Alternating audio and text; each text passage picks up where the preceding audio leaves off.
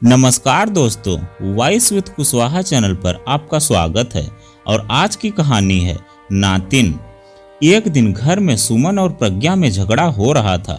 तभी निर्मला को अपनी बेटी की चीख सुनाई दी और फिर तेजी से पेपर वेट के गिरने की आवाज आई तो उनके कान खड़े हो गए।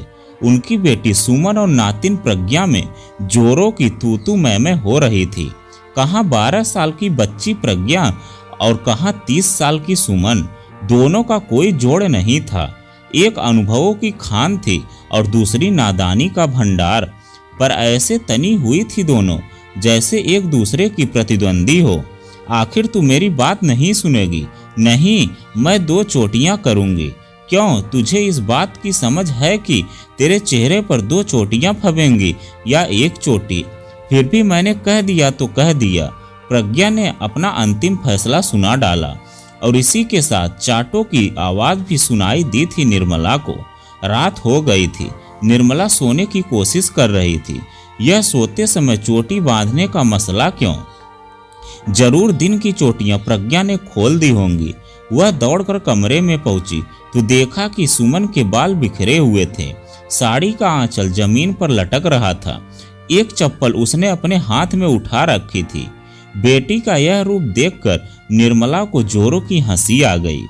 माँ की हंसी से चिढ़कर सुमन ने चप्पल नीचे पटक दी। प्रज्ञा डर कर निर्मला के पीछे जा छिपी। पता नहीं मैंने किस करमजली को जन्म दिया है। हाय, जन्म देते समय मर क्यों नहीं गई? सुमन के माथे पर हाथ मारकर रोना शुरू कर दिया। अब निर्मला के लिए हंसना मुश्किल हो गया। हंसी रोककर उन्होंने झिड़की दी। क्या बेकार की बातें करती है? क्या तेरा मरना देखने के लिए ही मैं जिंदा हूँ? बंद कर यह बकवास। अपनी नातिन को तो कुछ कहती नहीं हो, मुझे ही दोषी ठहराती हो। रोना बंद करके सुमन ने कहा और प्रज्ञा को खा जाने वाली आंखों से घूरने लगी। क्या कहूँ इसे? अभी तो इसके खेलने खाने के दिन है। इस बीच निर्मला के पीछे छिपी प्रज्ञा सुमन को मुंह चिढ़ाती रही।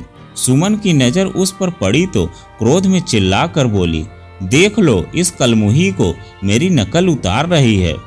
निर्मला ने इस बार चौंक कर देखा कि सुमन अपनी बेटी की मां न लगकर उसकी दुश्मन लग रही थी। अब उनके लिए जरूरी था कि वह नातिन को मारे और सुमन को भी कसकर फटकारें।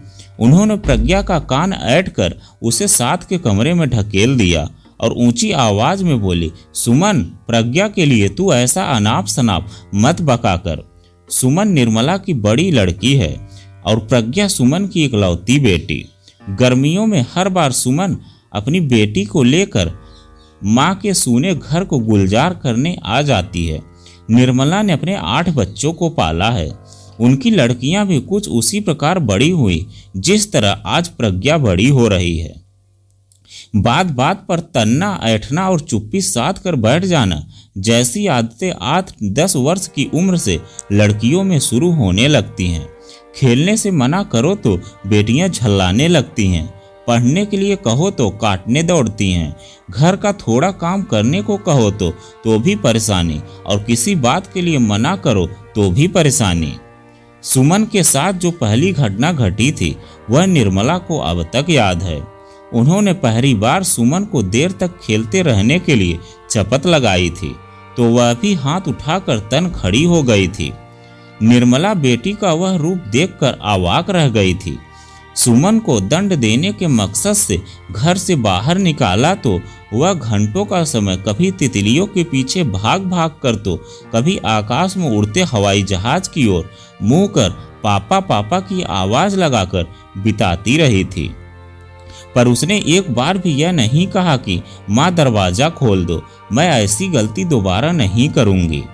घड़ी की छोटी सुई जब 7 बजे को पार करने लगी तब निर्मला स्वयं ही दरवाजा खोलकर सुमन को अंदर ले आई थी और उसे समझाते हुए कहा था, ढीठ, एक बार भी तू यह नहीं कह सकती थी कि माँ दरवाजा खोल दो। सुमन ने आंखें मिलाकर गुस्से से भरकर कहा था, मैं क्यों बोलूं? मेरी कितनी बेइज्जती की थी तुमने। अपने नन्हे व्यक्तित्व के अपमान से सुमन का गला भर आया था। निर्मला हैरान रह गई थी उस दिन के बाद से सुमन का व्यवहार ही जैसे बदल सा गया था। ऐसी एक दूसरी घटना निर्मला को नहीं भूलती, जब वह सिरदर्द से बेजार होकर सुमन से बोली थी, बेटा तू ये प्लेटें धो लेना, मैं डॉक्टर के पास जा रही हूँ। सुमन माँ की गोद में बिट्टो को देखकर ही समझ गई थी कि बाजार जाने का समय उसका पत्ता काट दिया गया है। निर्मला बाजार से लौटकर आई तो देखा कि सुमन नदारद है और प्लेट पतीला सब उसी जगह उसी तरह पड़े हुए थे। निर्मला की पूरी देह में आग लग गई, पर बेटी से उलझने का साहस उनमें नहीं हुआ था, क्योंकि पिछली घटना अभी निर्मला भूली नहीं थी। गोद के बच्चे को पलंग पर बैठाकर क्रोध से दांत किटकिटाते हुए उन्होंने बर्तन धोए थे। चूल्हा जलाकर खाना बनाने बैठ गई थी। इसी बीच सुमन लौट आई थी। निर्मला ने सभी बच्चों को खाना परोसकर सुमन से कहा था, तुझे घंटे भर खाना मिलेगा, यही सजा है तेरी। सुमन का चेहरा फक पड़ गया था, मगर वह शांत रहकर थोड़ी देर प्रतीक्षा करती रही थी। उधर निर्मला अपने निर्णय पर अटल रहते हुए 1 घंटे बाद सुमन को बुलाने पहुंची तो उसने देखा कि वह दरी पर लुढ़की हुई थी। निर्मला ने उसे उठकर रसोई में चलने को कहा तो सुमन शांत स्वर में बोली थी, मैं नहीं खाऊंगी अम्मा, मुझे भूख नहीं है। निर्मला ने बेटी को प्यार से कहा था, चल चल खा ले और सो जा। सुमन ने एक कौर भी न तोड़ा। निर्मला के पैरों तले जमीन खिसक गई थी। इसके बाद उन्होंने बहुत मनाया, डांटा, झिड़का, पर सुमन ने खाने की ओर देखा भी नहीं था। थक कर निर्मला भी अपने बिस्तर पर जा बैठी थी। उस रात खाना उसने भी न खाया गया था। दूसरे दिन सुमन ने जब तक खाना नहीं खाया, निर्मला का कलेजा धक धक करता रहा था। उस दिन की घटना के बाद निर्मला ने फिर खाने से संबंधित कोई सजा सुमन को नहीं दी थी। सुमन कई बार देख चुकी थी कि निर्मला उसकी बेहद चिंता करती थी और उसके लिए पलके बिछाए रहती थी, फिर भी वह माँ से अड़ जाती थी, उसकी कोई बात नहीं मानती थी। इतना ही नहीं, कई बार तो वह भाई बहन के युद्ध में अपनी माँ निर्मला पर ताना कसने से भी बाज नहीं आती। हाँ हाँ अम्मा, तुम भैया की ओर से क्यों न बोलोगी, आखिर पूरी उम्र जो उन्हीं के साथ तुम्हें रहना है। निर्मला ने कई घरों के ऐसे ही किस्से सुन रखे थे कि माँ बेटियों में इस बात पर तनातनी रहती है कि माँ सदा बेटों का पक्ष लेती है। वह इस बात से अपनी बेटियों को बचाए रखना चाहती थी, पर सुमन को माँ की हर बात में जैसे पक्षपात की बू आती थी। ऐसे ही तानों और लड़ाइयों के बीच सुमन जवानी में कदम रखते ही बदल गई थी। अब वह माँ का हित चाहने वाली सबसे प्यारी सहेली हो गई थी। जिस बात से माँ को ठेस लग सकती हो, सुमन उसे छेड़ती भी नहीं थी। माँ को परेशान देखकर जल्दी से उनके काम में हाथ बटाने के लिए आ जाती थी। माँ के बदन में दर्द होता तो उपचार करती, यहाँ तक कि कोई छोटी बहन माँ से अकड़ती ऐंठती तो वही सुमन उसे समझाती कि ऐसा न करो। बेटों के व्यवहार से माँ निर्मला परेशान होती तो सुमन उनकी हिम्मत बढ़ाती। निर्मला उसके इस नए रूप को देखकर चकित हो उठी थी और उन्हें लगने लगा था कि औरत की दुनिया में उसकी सबसे पक्की सहेली उसकी बेटी ही होती है। यही सब सोचते विचारते जब निर्मला की नींद टूटी तो सूरज का तीखा प्रकाश खिड़की से होकर उनके बिछौने पर पड़ रहा था। रात की बातें दिमाग से हट गई थी। अब उन्हें बड़ा हल्का महसूस हो रहा था। जल्दी ही वह खाने की तैयारी में जुट गई। आटा गूंथते हुए उन्होंने एक बार खिड़की से उचक कर सुमन के कमरे में देखा तो उनके होठों पर हंसी आ गई। सुमन प्रज्ञा के सिरहाने बैठी उसका माथा सहला रही थी। निर्मला को लगा वह सुमन नहीं निर्मला है और प्रज्ञा वह प्रज्ञा नहीं सुमन है। कभी ऐसे ही तो ममता और उलझन के दिन उन्होंने भी काटे हैं।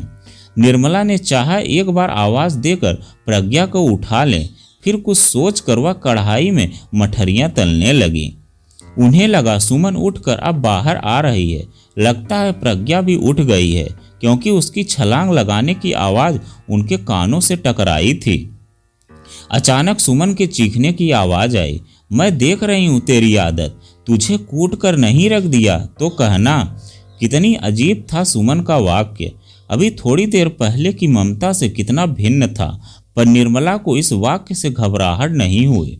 उन्होंने देखा प्रज्ञा सुमन के हाथों मंजन लेने से बच रही है। एकाएक सुमन ने निर्मला की ओर देखा तो थोड़ा झेंप गई। देखती हो अम्मा, सुमन चिड़चिड़ा कर बोली, कैसे लक्षण है इसके? कल थोड़ा सा डांट क्या दिया कि कंधे पर हाथ नहीं धरने दे रही है। रात मेरे साथ सोई भी नहीं, मुझसे ही नहीं बोलती है मेरी लड़की। तुम ही बोलो, क्या पैरों में गिरकर माफी मांगूं तभी बोलेगी यह? कहकर सुमन मुंह में आंचल देकर फूट फूट कर रो पड़ी। ऐठी तनी प्रज्ञा का सारा बचपन उड़ गया। वह थोड़ा सहम कर सुमन के हाथ से मंजन ब्रश लेकर मुंह धोने चल दी। निर्मला ने जाकर सुमन के कंधे पर हाथ रखा और झिड़का, यह क्या बचपना कर रही है प्रज्ञा? आखिर तेरी ही बच्ची है। हाँ मेरी ही बच्ची है, पर जाने किस जन्म का बैर निकालने के लिए मेरी कोख से पैदा हुई है। सुमन ने रोते भी सुबकते हुए कहा। यह जैसे जैसे समझदार होती जा रही है, इसके रंग ढंग बदलते जा रहे हैं। तो चिंता क्यों करती है? निर्मला ने फुसफुसाकर बेहद ममता से कहा। थोड़ा धीरज से काम ले। आज की सूखे डंडी सी तनी यह लड़की कल कच्चे बांस सी नरम कोमल हो जाएगी। कभी इस उम्र में तूने भी यह सब किया था और मैं भी तेरी तरह रोती रहती थी। पर देख, आज तू मेरे सुख दुख की सबसे बड़ी पक्की सहेली है। थोड़ा धैर्य रख सुमन, प्रज्ञा भी तेरी सहेली बनेगी एक दिन। क्या सुमन की आंखें फट गई। क्यों अम्मा, मैंने भी कभी आपका इसी तरह दिल दुखाया था? कभी मैं भी ऐसे ही थी सच? ओह कैसा लगता होगा तब अम्मा तुम्हें। बेटी की आंखों में पश्चाताप के आंसू देखकर निर्मला की ममता छलक उठी और उन्होंने बेटी के आंसुओं को आंचल में समेटकर उसे गले से लगा लिया। तो दोस्तों, बचपन में बच्चों से गलतियां हो जाती हैं, उन्हें दिल पर नहीं लेना चाहिए। तो दोस्तों, यह कहानी आपको कैसी लगी कमेंट में लिखकर जरूर बताइएगा। अगर आप हमारे चैनल पर नए हैं तो प्लीज़ चैनल को सब्सक्राइब कीजिएगा और वीडियो को लाइक कीजिएगा। तो चलिए मिलते हैं एक नई कहानी के साथ एक नए वीडियो में। बहुत बहुत धन्यवाद।